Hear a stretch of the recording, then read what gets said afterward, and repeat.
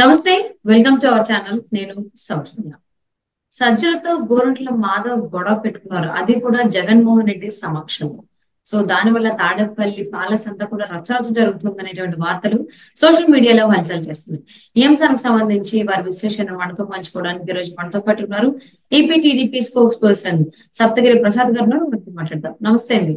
నమస్కారం మేడం. నీకి మన ఛానల్ ప్రేక్షకులకి, వీక్షకులకి, యాజమాన్యానికి, సిబ్బందికి అందరికీ నమస్కారాలు. నూతన సంవత్సర శుభాకాంక్షలు మేడం. థ్యాంక్ యూ సప్తగిరి గారు.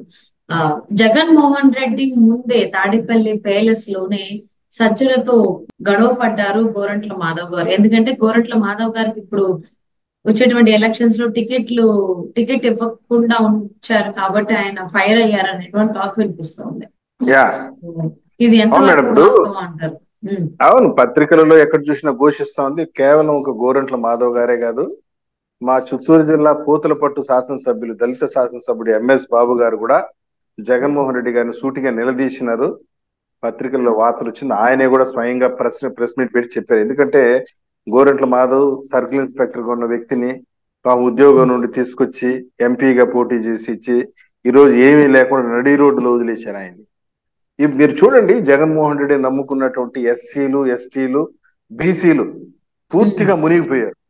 ఇప్పుడు గోరంట్ల మాధవ్ సీట్ ని ఎవడో కర్ణాటక నుండి ఒక మహిళను తీసుకొచ్చి పెడుతున్నారు. కర్ణాటక ఇప్పుడు పూర్తిగా పొలిటికల్ ట్రాన్స్ఫర్స్ చేస్తున్నారు జగన్మోహన్ రెడ్డి. ఈ పొలిటికల్ ట్రాన్స్ఫర్స్, సస్పెండ్లు, ఊస్టింగ్లు అన్ని కూడా ఎస్సీ, ఎస్టీ, బీసీ ఎమ్మెల్యేలకే. వాళ్ళ సొంత సామాజిక వర్గం ఎమ్మెల్యేలకు no suspensions, no transfers, only promotions. ఇప్పుడు చూడండి, నిన్న మా చిత్తూరు జిల్లా పూతలపట్టు శాసనసభ్యుడు ప్రెస్ మీట్ పెట్టాడు ఎంఎస్ బాబు గారు. ఐపాక్ సర్వే ఏదో ఈయనకి వ్యతిరేకంగా రిపోర్ట్ ఇచ్చిందట. నువ్వు గెలవు అని చెప్పేసి ఎంఎస్ బాబుకి రిపోర్ట్ ఇచ్చిందట.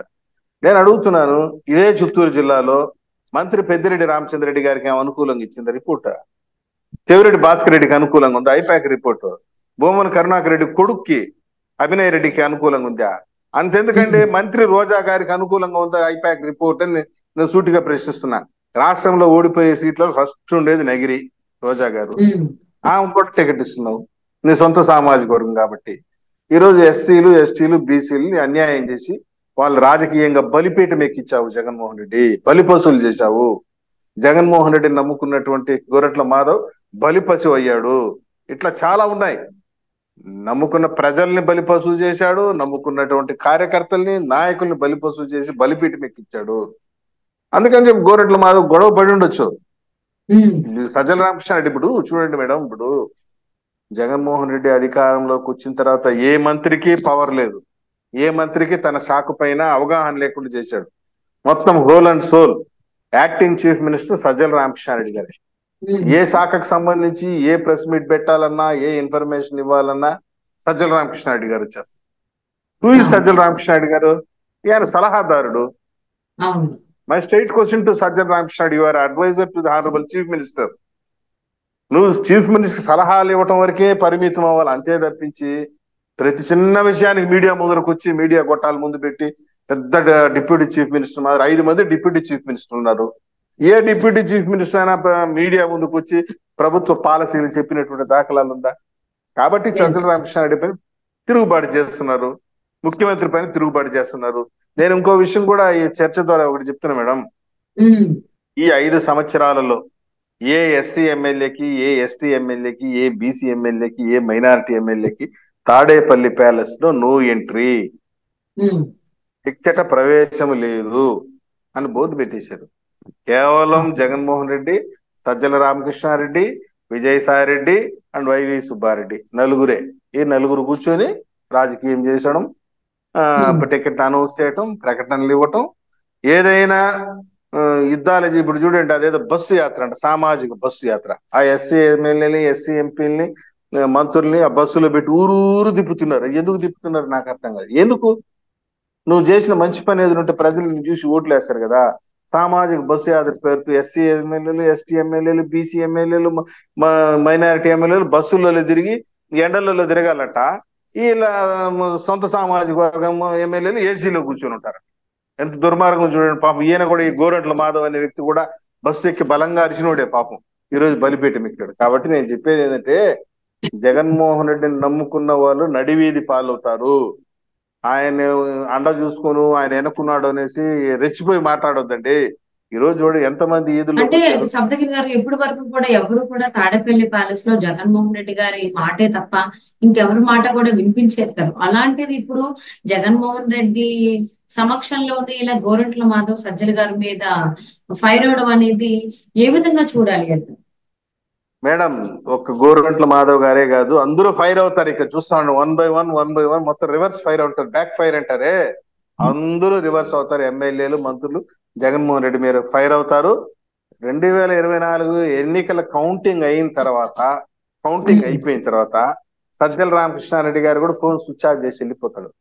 పొరపాటున జగన్మోహన్ రెడ్డి సజ్జల రామకృష్ణారెడ్డి గారు ఫోన్ చేస్తే, ఈ ఫోన్ తాత్కాలికంగా పనిచేయటం లేదు, మీరు దయచేసి వేరే సలహాదారుని ఎవరిని చూసుకోండి అని చెప్పి రిప్లై వస్తుంది. ఆయన యాటిట్యూడ్ అటువంటిది, ఆయన మనస్తత్వం అటువంటిది. ప్రజలు తిరుగుబాటు చేస్తున్నారు. ఒక గోరంట్ల మాధవ్ గారు కాదు, అందరూ ప్రజలు, సామాన్య క్షేత్రస్థాయి ప్రజలు కూడా జగన్మోహన్ రెడ్డి యొక్క నియంత్రణతో పోకడలకు సహించలేక తిరుగుబాటు చేసేటువంటి పరిస్థితి నెలకొంది. గోరంట్ల మాధవ్ పాపం బలిపశువయ్యాడు. ఎక్కడో ఉద్యోగం చేసుకుంటున్న వ్యక్తి, చాలా మంది అట్లా ఉద్యోగాలు అంటే చేసుకున్నప్పుడు ఇంకొక ఎలీజా మాట గారు. సప్తగిరి గారు, ఒకవేళ గోరట్ల మాధవ్ కనుక ఇప్పుడు ఏదో ఒక సీట్ ఇచ్చినట్లయితే ఇప్పుడు ఇంతలాగా సజ్జల రామకృష్ణ గారి మీద కామెంట్స్ వేసేవారా అంటారా? ఇవ్వకపోవడం వల్లే కదా సీట్ ఇలాగా ఫైర్ అవుతున్నారు సజ్జలు. ఒకటి మేడం, ఆయన ఏదో గౌరవప్రదంగా ఒక సర్కిల్ ఇన్స్పెక్టర్ గా ఉద్యోగం చేసుకుంటున్నాడు.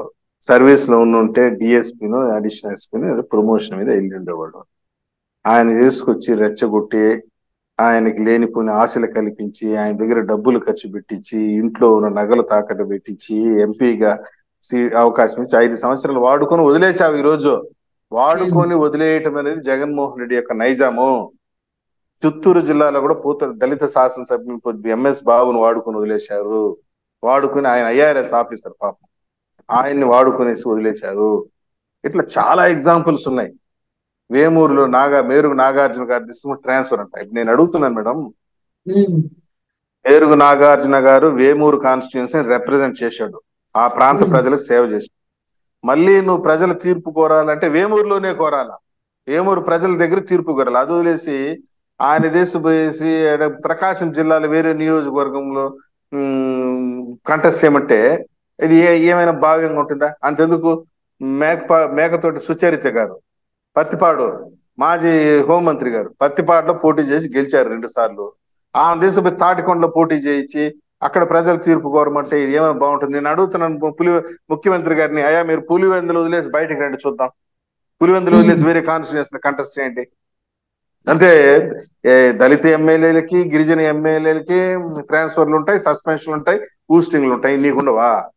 అంటే ప్రజల జీవితంతో చెలగాటం ఆడుకోవడం కాదా అని చెప్పి నేను సూటిగా మాట్లాడుతున్నాను. పైగా ఒకవేళ దళిత నాయకులు, దళిత ఎమ్మెల్యేలు ఎవరైనా నోరు తెరిచి మాట్లాడితే, బీసీ ఎమ్మెల్యేలు కనుక నోరు తెరిచి మాట్లాడితే వాళ్ళని కించపరిచే విధంగా మాట్లాడడానికి ఒక టీం రెడీగా ఉంటది వీళ్ళ దగ్గర. నువ్వు సర్పంచ్ కూడా గెలవనోడివి, నువ్వేందిరా మాట్లాడేది?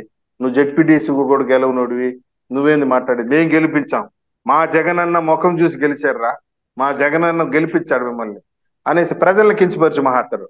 ఒక నాయకుడు గెలిచాడంటే అది ఎవరు గెలిపిస్తారు? ప్రజలు గెలిపిస్తారు. ప్రజలు ఓట్లేస్తే గెలుస్తాడు.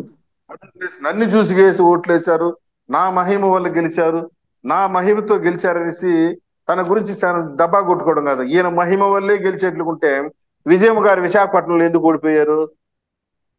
జగన్మోహన్ రెడ్డి మహిమ వల్లే గెలిచిన అయితే విజయమ్మ గారు 2014 విశాఖపట్నంలో ఎందుకు ఓడిపోయారు?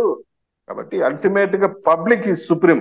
ప్రజల్ని నమ్ముకోవాలి, ప్రజలతో కలిసిమెలిసి రాజకీయం, అంతే తప్పించి అహంకారపూరితమైన మాటలు జగన్మోహన్ రెడ్డికి మొదటి నుండి ఉన్నాయి. ముఖ్యంగా ఈ ఎస్సీ, ఎస్టీ, బీసీ ఎమ్మెల్యేని చిన్న చూపు చూడటం ఆయనకు చాలా అలవాటు.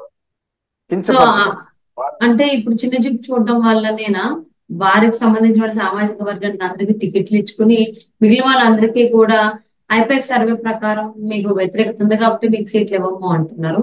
సామాజిక వర్గానికి సంబంధించిన వాళ్ళకి కూడా వ్యతిరేకత ఉంది కదా, మరి వాళ్ళని ఎందుకు పక్కన పెట్టుకుంటే వీళ్ళనే పక్కన పెట్టి మళ్ళీ ఎస్సీలకి, ఎస్టీలకి, బీసీకి పెద్దపీట వేస్తానన్నావు, ఆ నాయకులకి టికెట్లు ఇస్తానన్నావు, ఆ రకంగా ఆయన చెప్పినట్టు ఏం జరగట్లేదే మేడం. ఈయన జగన్మోహన్ రెడ్డి విశ్వనటుడు. ఆయన మాట్లాడితే నా ఎస్సీలు, నా ఎస్టీలు, నా బీసీలు అంటాడు. మరి నీ ఎస్సీలు, నీ ఎస్టీలు, నీ బీసీలకు సంబంధించినటువంటి ఎమ్మెల్యేలు ఇంత అవమానకరంగా మెడబెట్టి బయట పంపుతున్నవే, ఇది ఏ విధంగా సమంజసం? నీ సొంత సామాజిక వర్గం ఎమ్మెల్యేలు పర్ఫార్మెన్స్ అంత సూపర్ గా ఉందా? నీ ఐపాక్ సర్వేలు వాళ్ళు కూడా అవినీతి పరులు, వాళ్ళు కూడా ఇసుక దందాలు, గ్రానైట్ మాఫియాలు, ఎర్రచందనం మాఫియాలు, ప్రజల సంపదను దోపిడీ చేసుకునే బ్యాచ్ అది కూడా. కానీ వాళ్ళు మాత్రం కాపాడుకుంటారు, షీల్డ్ చేసుకుంటారు. వాళ్ళని ఎక్కడ డిఫేమ్ చేసే పరిస్థితి ఉండదు, బురద జల్లే పరిస్థితి ఉండదు. అంటే కేవలం సొంతకి ఎస్సీ కలిపి ఎస్టీ ఒక మాట ఎమ్మెల్యేలు. ఏంటి అంటే ఇక్కడ ఐపాక్ వాళ్ళు కూడా వెనకడుగు వేశారు, జగన్ తో ఇప్పుడు కలిసి లేరు. ప్రశాంత్ కిషోర్ ఇప్పుడు జగన్మోహన్ రెడ్డితో లేరు, చంద్రబాబుతో కలిశారు అని కూడా టాక్ వినిపిస్తుంది. ఇది ఎంతవరకు వాస్తవం? టాక్ కాదు, ప్రశాంత్ కిషోర్ ఇస్ చంద్రబాబు నాయుడు గారు. ఈయన మన జగన్మోహన్ రెడ్డి గారితో ఐపాక్స్ టీం అయితే, కన్సల్టెంట్ టీం అయితే ఉంది. ఐపాక్ కంపెనీ అయితే జగన్మోహన్ రెడ్డి గారితో ఉంది. ఆయన ఏదో వేరే పొలిటికల్ కన్సల్టెంట్ పెట్టుకున్నాడు, ఆయన ఏదో సర్వేలు చేస్తున్నట్ట. మొన్న మా పూతలపట్టు ఎమ్మెల్యే గారు కూడా చెప్పారు, ఎంఎస్ వాళ్ళు కూడా డబ్బులు కమ్ముడు పోయే బ్యాచ్, ఎవరు డబ్బులు ఇస్తే వాళ్ళకి అనుకూలంగా రిపోర్టులు రాస్తున్నారు అని చెప్పి ఆయనే చెప్పారు, ఎంఎస్ బాబు గారు.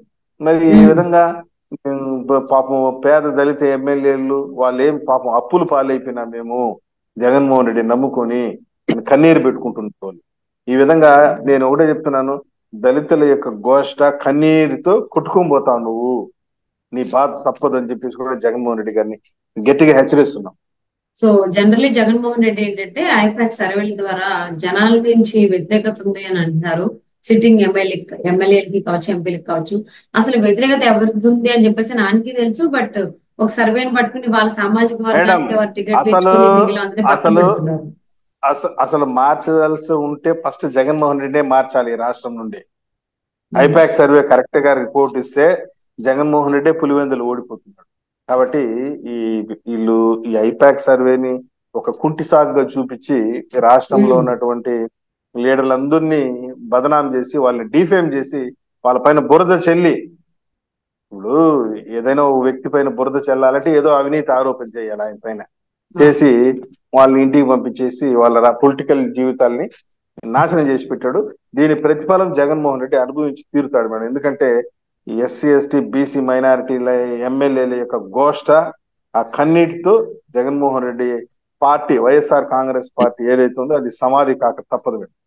ఓకే అండి. సో మరి రాబోయేటువంటి రోజుల్లో ఇంకెంతమంది వారి ఆవేదనని, బాధని వెలబుచ్చుకుంటారో చూద్దాము. And thank you so much for spending your valuable time. Thank you madam, thanks a lot.